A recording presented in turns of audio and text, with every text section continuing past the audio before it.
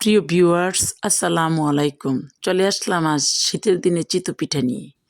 চিতই পিঠা আমরা শীতের দিন আসলে অহরহ প্রত্যেক ঘরে তৈরি করি। কখনো মাংস দিয়ে, কখনো দুধ, নারকেল, গুড় শিরা করে, কখনো ভর্তা দিয়ে। এক এক সময় এক এক স্বাদে আমরা পরিণত করি। তো আমার পিচ্ছি বলছে ভর্তা দিয়ে চিতই পিঠা খাবে। তো আমি সন্ধ্যা রাত্রে কিছু চাল ভিজিয়ে রেখেছি। তো এই চালটা আমাদের প্রত্যেকের ঘরে থাকে, যদিও কারো ঘরে যদি আতপ চাল না থাকে তাইলে আপনারা পাতের চালটা ভিজিয়ে আপনি চিতই পিঠাটা সবচেয়ে বেশি সুন্দর হয়।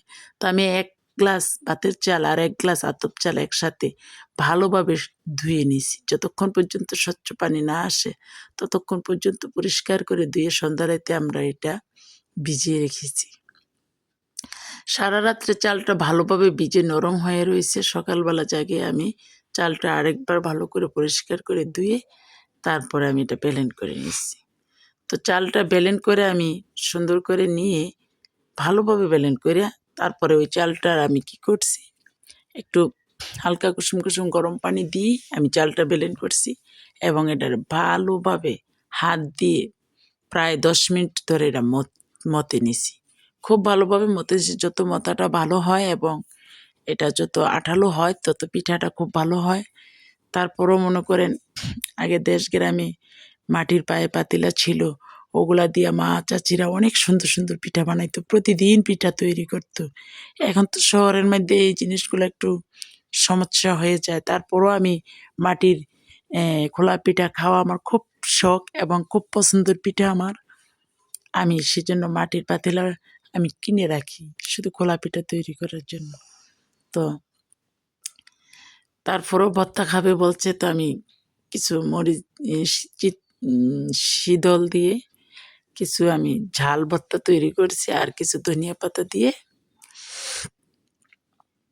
ভর্তা তৈরি করছি। যেহেতু ধনিয়া পাতার সিজন, ধনিয়া পাতার ভর্তাটা খুব একটা পছন্দ করে। তো ছোটো ছোটো পোলাপান খাবে বলে আমি ধনিয়া পাতাটা, যেহেতু ভর্তা দিয়ে খাবে আমাদের আবদার পিচ্ছিদের, সেহেতু সিজন শীতের ধনিয়া পাতার সিজন, ধনিয়া পাতার ভর্তাটা আমি এখানে তুলে ধরলাম। তারপরও আমি অন্যান্য ভর্তা রেখেছি, যেটা শুটকির ভর্তা, সম্পূর্ণ ভর্তা বা সরিষার ভর্তা আপনারা তৈরি করতে পারেন। ভর্তা দিয়ে এভাবে তৈরি করে আপনারা শীতের দিনে এই পিঠাটা খেতে পারেন অনায়াসে, আনন্দে। আর ভাতের চাল দিয়ে সহজে আপনারা খোলা পিঠা, তেলের পিঠা, যেটা বড়া পিঠা আমরা বলি, চিতই পিঠা এক এক নামে এক এক জায়গায় পরিচিত, এই পিঠাটা আপনারা তৈরি করে খেতে পারেন। তো এই চালটা সবার ঘরে আছে, সহজে সবাই তৈরি করে খেতে পারেন। এটা কোনো অজুহাত না, এটা কোনো অভিযোগ না। খাওয়ার ইচ্ছা থাকলে তৈরি করা যায় এবং খাওয়া যায়। তো আমার আলহামদুলিল্লাহ পিঠাগুলো সুন্দরভাবে হয়ে আসতেছে। এভাবে তৈরি করে নিলাম সম্পূর্ণ পিঠা। তারপরে বাচ্চারা সকালবেলা ভোর ভোরে জেগে গরম ভাপা উঠতেছে, ধোঁয়া উঠতেছে, এই সময় গরম গরম খাবে প্রত্যেকের, এটাই আগ্রহ। এবং আমার তৈরি হয়ে গেল পিঠা এবং আমি পরিবেশনের জন্য রেডি। তো শহরও মনে করেন একটু কষ্ট করলেই আমরা সব ধরনের পিঠা তৈরি করে খাইতে পারি। তবে দেশ গ্রামে মা চাচিরা অনেক তৈরি করতো একসাথে, বড় বড় ফ্যামিলি একসাথে যুক্ত থাকে, খাওয়াও অনেক মজা হয়। তো সেই সব খাবারটা দেশের অন্যরকম স্বাদ, সেটা খুঁজে পাওয়া যায় না শহরের বাসা বাড়িগুলোতে। তো আমার পিঠা বানানো শেষ, এখন পরিবেশনের পালা। দেখতে অনেকটা সুন্দর হয়েছে, ভর্তা দিয়ে যখন খাইতে সবাই বসছে একসাথে, খুব ভালো লাগছে।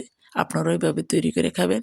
সবাই ভালো থাকবেন, সুন্দর থাকবেন, সুস্থ থাকবেন, আমার জন্য দোয়া করবেন এবং ভালো লাগলে ভিডিওগুলো লাইক, কমেন্ট, আপনাদের মূল্যবান কমেন্ট এবং শেয়ার করবেন। আজকের মতো এখানেই আপনাদের কাছ থেকে বিদায় নিলাম। আল্লাহ হাফেজ।